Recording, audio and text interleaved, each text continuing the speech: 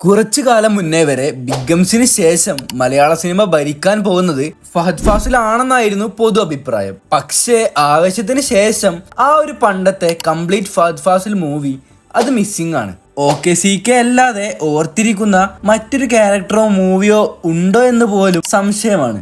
ഒരു ഡൗൺഫോളിലൂടെ കരിയർ തുടങ്ങി പിന്നീട് തിരിച്ചു വന്ന് മലയാള സിനിമയുടെ തന്നെ അഭിമാനമായി മാറിയ അദ്ദേഹത്തിന്റെ കരിയറിന്റെ ഇപ്പോഴത്തെ അവസ്ഥ കുറച്ച് ശോകമാണ്. ആവേശത്തിൽ കിട്ടിയ ആ ഹ്യൂജ് സ്റ്റാർഡം വേണ്ടത്ര ഉപയോഗിക്കാനും അങ്ങേര് നിന്നില്ല. അപ്പോ നമുക്കിന്ന് ഫാഫയുടെ കരിയറിലെ ഉയർച്ചകളെയും താഴ്ചകളെയും കുറിച്ച് ഡീറ്റെയിൽ ആയിട്ട് സംസാരിക്കാം. സോ എപ്പോഴത്തെയും പോലെ തന്നെ നിങ്ങളുടെ ഫേവറേറ്റ് ഫഹദ് ഫാസിൽ മൂവി അത് ഏതാണെന്ന് ഒന്ന് കമന്റ് ചെയ്തേക്കും. അപ്പോൾ തുടങ്ങാം. 2002 ഫാഫയുടെ വാപ്പ ഫാസിൽ സാറ് ഡയറക്റ്റ് ചെയ്ത കയ്യെത്തും ദൂരത്ത് എന്ന സിനിമയിലൂടെ ആയിരുന്നു അദ്ദേഹത്തിന്റെ തുടക്കം. പക്ഷെ ഹീറോ ആയി വന്ന ആദ്യത്തെ ആ സിനിമ ഒരു വലിയ ഫെയിലിയർ ആയി മാറി. ഓൾസോ അദ്ദേഹത്തിന്റെ പെർഫോമൻസും സിനിമയിൽ മോശമായിരുന്നു. അത് കാരണം തന്നെ ക്രിട്ടിക്കലിയും കൊമേഴ്ഷ്യലിയും ആ സിനിമ ഒരു ഡിസാസ്റ്റർ ആയിരുന്നു. ആ ഒരു ഫെയിലിയറിന് ശേഷം 5 വർഷത്തോളം ആള് പിന്നെ സിനിമ ചെയ്തിട്ടില്ല. ഞാൻ ഒരു പ്രിപ്പറേഷനും ഇല്ലാതെയാണ് സിനിമയിലേക്ക് വന്നത് എന്നും പറഞ്ഞ് പോയിട്ട് പ്രിപ്പയർ ചെയ്ത് 7 വർഷത്തിന് ശേഷം 2009 കേരള കഫേയിലൂടെ ഫഹദ് സിനിമയിലേക്ക് തിരിച്ചു വന്നു. അങ്ങനെ തിരിച്ചു വന്നിട്ട് ആദ്യം ചെയ്ത 2 സിനിമകളാണ് പ്രമാണിയും കോക്ടെയിലും. സിനിമക്ക് മിക്സ്ഡ് റിവ്യൂസ് ആയിരുന്നു. അങ്ങനെ വലിയ ചേഞ്ചസ് ഒന്നും ഇല്ലാതെ ഇങ്ങനെ പോയി കഴിഞ്ഞ് ചാപ്പാകുരിശും ഡയമണ്ട് നെക്ലസും ചെയ്തതിന് ശേഷമാണ് ആളിനെ കൂടുതൽ പേര് നോട്ടീസ് ചെയ്യാൻ തുടങ്ങിയത്. ആ സിനിമയിലൂടെ അവാർഡ്സും അദ്ദേഹത്തിന് ലഭിച്ചു. എന്നിട്ട് 2012 ആളുടെ കരിയറിലെ ഫസ്റ്റ് ടേണിംഗ് പോയിന്റ് സംഭവിക്കുന്നത്. ആ വർഷം ആദ്യം പത്മശ്രീ ഭരത് ഡോക്ടർ സരോജ് കുമാറിൽ ഡയറക്ടറായിട്ടും പിന്നെ ഫഹദ് ഫാസിലിന് ഫസ്റ്റ് ഫിലിം ഫെയർ അവാർഡ് നേടിക്കൊടുത്ത 22 FK അതൊരു വലിയ ബോക്സ് ഓഫീസ് സക്സസ് ആയി. പിന്നെ മറ്റൊരു ഹിറ്റും കിട്ടി, നേരത്തെ പറഞ്ഞ ഡയമണ്ട് നെക്ലേസ് കണ്ടിട്ട് അന്ന് കയ്യെത്തും ദൂരത്തിന്റെ സമയത്ത് ഫഹദ് ഫാസിലിന് അഭിനയിക്കാൻ അറിയില്ല എന്ന് പറഞ്ഞവരൊക്കെ അപ്പോഴത്തേക്കും അത് മാറ്റി ഫഹദിന് ഔട്ട്സ്റ്റാൻഡിംഗ് പെർഫോമർ എന്ന ടാഗ് ലൈൻ കൊടുത്തിരുന്നു. ആൻഡ് ഇനിയാണ് റിയൽ കഥ ആരംഭിച്ചത്. 2013 മുതൽ 2017 വരെ. 2013 മാത്രം ആളുടെ എത്ര സിനിമകളാണ് റിലീസ് ആയതെന്നറിയോ? ഒരൊറ്റ വർഷം മാത്രം 12 സിനിമകൾ. ആൻഡ് അതെല്ലാം ക്രിട്ടിക്കലി ആൻഡ് കൊമേഴ്ഷ്യലി സക്സസ് ആയിരുന്നു. നത്തോലി ഒരു ചെറിയ മീനല്ല, റെഡ് വൈന്, 5 സുന്ദരികൾ, ഒളിപ്പോര്, ഡി കമ്പനി ഇതെല്ലാം ആവറേജ് സക്സസ് ആയിരുന്നു. പക്ഷേ ബാക്കിയുള്ളത് അന്നയും റസൂലും, ആമേൻ, ഇമ്മാനുവൽ, അകം, ആർട്ടിസ്റ്റ്, നോർത്ത് 24 ഘാതം ആൻഡ് ഒരു ഇന്ത്യൻ പ്രണയകഥ.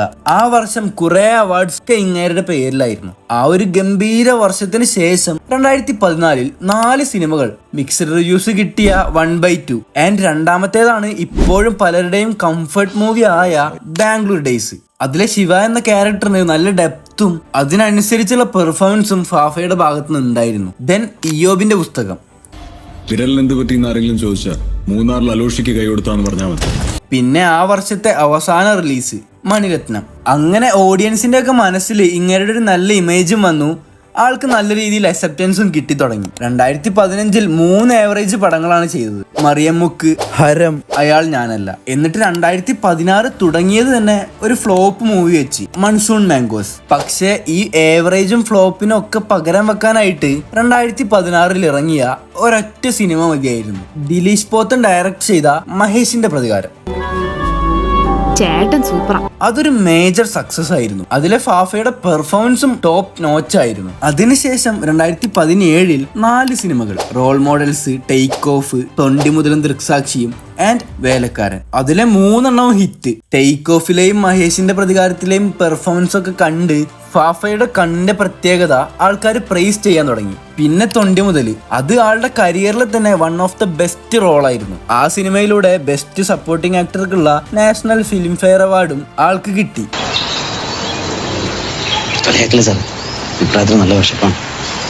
അങ്ങനെ കുറെ നല്ല സിനിമകൾ ചെയ്ത ക്രിട്ടിക്കലി അക്ലൈംഡ് ആയ ആ ഒരു ഫേസ് കഴിഞ്ഞു. 2018 മുതൽ 2023 വരെ ആളുടെ സ്റ്റാർഡം കൂട്ടിയ കൂടുതലും എക്സ്പെരിമെന്റൽ റോൾസ് ചെയ്ത ഫേസ് ആയിരുന്നു. 2018 3 സിനിമകൾ. അതിൽ ആദ്യത്തേത് ഫാഫയുടെ മോസ്റ്റ് അണ്ടർ റേറ്റഡ് മൂവിയായ കാർബൺ. കുറച്ചൊക്കെ ഫാന്റസിയാണ്, എന്നാലേ ജീവിതത്തിലേക്ക് ഒരു ലൈഫ് ഉള്ളൂ. പിന്നെ അമൽ നീരദിന്റെ ഫ്രെയിമിൽ last 30 minute Fahadh Faasil show തന്നെ കാണിച്ചു തന്ന വരത്തൻ. ഓടിക്കാരൻ മാപ്പാടി തറവാടല്ല, എന്റെ വീട്ടിൽ കൊണ്ടുപോകില്ല. ആൻഡ് മൂന്നാമത്തേതാണ് ഫീൽ ഗുഡ് മൂവീസിന്റെ ഒരു ബെഞ്ച് മാർക്കായ ഞാൻ പ്രകാശൻ. 3 സിനിമകളും വലിയ സക്സസ് ആയി. ആൻഡ് 2019 അങ്ങേരുടെ കരിയറിലെ one of the best iconic character വന്നത് കുമ്പളങ്ങി നൈറ്റ്സിലെ ഷമ്മി. ഹീറോ.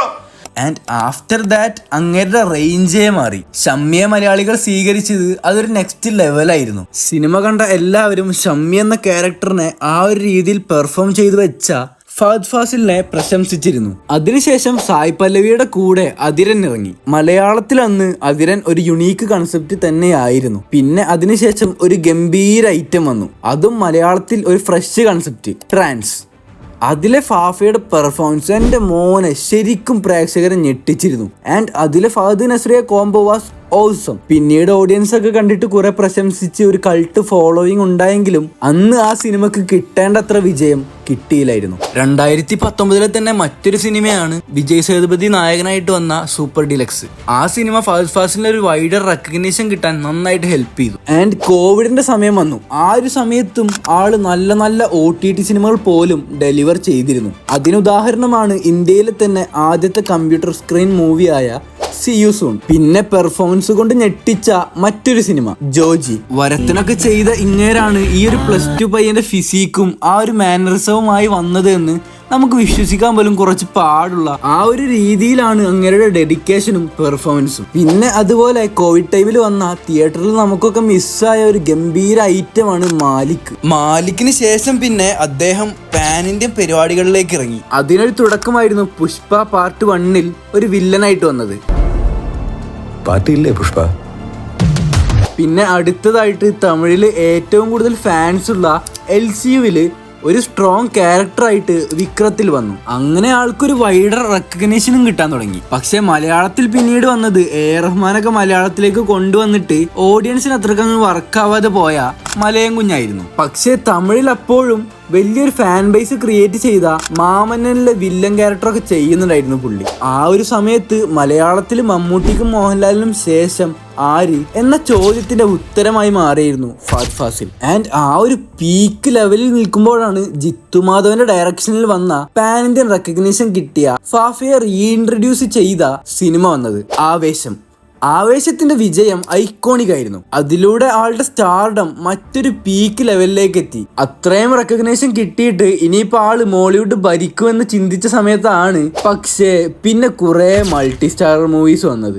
ആവേശത്തിന് ശേഷം ആള് ചെയ്ത സിനിമകൾക്കൊന്നും അങ്ങേരുടെ ഭാഗത്ത് നിന്ന് ഒരു വൗ ഫാക്ടർ ഓഡിയൻസിന് നൽകാൻ കഴിഞ്ഞില്ല എന്ന് തന്നെ പറയാം. വേട്ടയ്യാനിലെ ആ ഒരു ചെറിയ റോള്, ബോഗൻവില്ലയിൽ യാതൊരു ഡെപ്തുമില്ലാത്ത ക്യാരക്ടർ, അതിനുശേഷം നാണക്കേടായ പുഷ്പ 2 വില്ലൻ റോള്, അത് പിന്നെ നമുക്കൊന്നും പറയാൻ കഴിയില്ല. സുകുമാർ എണ്ണം പണി വെച്ചതാണത്. പിന്നെ വന്ന സിനിമകളിൽ ഒരു നല്ല സിനിമ എന്ന് പറയാൻ കഴിയുന്ന ഒന്നാണ് മാരീസൻ. പക്ഷെ ആ സിനിമയും കൊമേഴ്ഷ്യലി അത്ര വലിയ സക്സസ് ഒന്നും ആയില്ല. പിന്നെ മലയാളത്തിൽ മെയിൻ ലീഡായിട്ട് വന്ന OKCKയും ഒരു മിക്സ്ഡ് റിവ്യൂയിലൂടെ കുറച്ച് കോൺട്രവേഴ്സി ഒക്കെ ഉണ്ടാക്കി അവസാനിച്ചു. കുറച്ചു മുന്നേ ഇറങ്ങിയ പാട്രിയോട്ടിൽ പോലും ഫഹദ് ഫാസിൽ ഒരു ഓക്കെ ഫീൽ ആയിരുന്നു. ഇത്രയും വലിയൊരു റെക്കഗ്നേഷൻ കിട്ടിയിട്ട് കുറച്ചുകൂടി ഡെപ്ത് ഒക്കെയുള്ള മെയിൻ ക്യാരക്ടേഴ്സ് ആയിട്ട് ആള് പണ്ട് ചെയ്ത പോലത്തെ യുണീക്ക് സ്ക്രിപ്റ്റിൽ വരുന്ന സിനിമകളും അതിലെ ഫാഫയുടെ നമ്മളെയൊക്കെ വണ്ടർ അടിപ്പിക്കുന്ന പെർഫോമൻസും ആവേശത്തിന് ശേഷം ഓഡിയൻസിന് കാണാൻ പറ്റിയിട്ടില്ല. പിന്നെ വരത്തനിലെ ആ ഒരു ഫിസിക്കിൽ നിന്നും ജോജിക്ക് ശേഷം ആള് നന്നായിട്ട് മാറിയിട്ടുണ്ട്. ഇനി വരുന്ന ലൈനപ്പുകളും അത്രക്ക് എക്സൈറ്റിംഗ് ഒന്നും അല്ല. അതിലാകെ കുറച്ച് പ്രതീക്ഷ തരുന്നത് തരുൺ മൂർത്തിയുടെ ടോർപിഡോയാണ്. പക്ഷെ അതൊരു മൾട്ടി സ്റ്റാർ മൂവിയാണ്. അതൊഴിച്ച് ബാക്കിയുള്ളത് കരാട്ടെ ചന്ദ്രനും പിന്നെ തെലുങ്കിൽ നിന്നും ഡോൺ ട്രബിൾ ദ ട്രബിളുമാണ്. പിന്നെ മറ്റൊരു കാര്യം എന്താണെന്ന് വെച്ചാൽ ഫാഫക്ക് ഒരിക്കലും ഒരു സൂപ്പർ സ്റ്റാർഡും വേണം എന്ന രീതിയിൽ ആള് നിന്നിട്ടില്ല. തനിക്ക് ഫാൻസ് ക്ലബ് ഒന്നും വേണ്ട എന്ന് പണ്ട് പറഞ്ഞതും പിന്നെ ആളുടെ സിനിമകൾ നല്ലതാണെങ്കിൽ മാത്രം കണ്ടാൽ മതിയെന്നും ആൻഡ് തിയേറ്ററിനപ്പുറത്തേക്ക് തന്റെ സിനിമയെ കുറിച്ച് സംസാരിക്കുന്നത് പോലും ആൾക്ക് വലിയ താല്പര്യമില്ല എന്ന് പറയുന്നതൊക്കെ ഇവിടെ സിനിമ മോശമായാൽ ഓഡിയൻസിനെ കുറ്റം പറയുന്നവർക്കിടയിൽ അങ്ങനെയൊക്കെ പറയുന്ന ആക്ടേഴ്സ് റെയർ ആണ്. സോ ആളിതിനെ കുറിച്ചൊന്നും വല്ലാതെ കെയർ ചെയ്യുന്നുണ്ടാവില്ല. എന്നാലും മൾട്ടി സ്റ്റാറൊക്കെ ഒന്ന് മാറ്റി പിടിച്ചിട്ട് ഒരു സ്വാഗുള്ള മെയിൻ ക്യാരക്ടർ ആയിട്ട് മലയാളത്തിലൊക്കെ ഇനി എന്നാണാവോ വരിക? ആ കാത്തിരിക്കാം. That Uber driver job in Barcelona? Absolutely. We were in Barcelona. Ta-da!